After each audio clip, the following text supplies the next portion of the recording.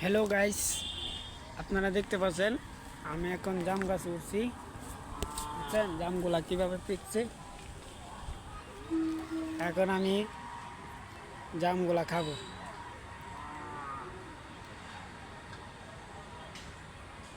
উম,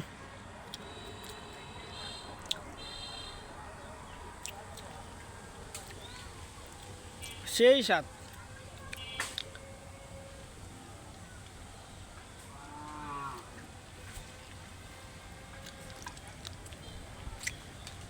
বুঝলেন ভাই, গাছ উঠতে এমন না, জাম খাওয়ার স্বাদটাই আলাদা।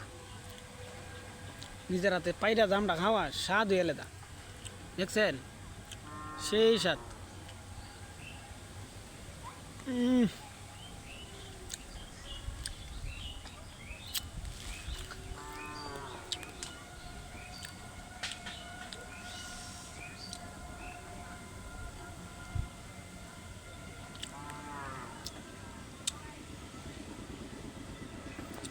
কীভাবে জাম পাকছে।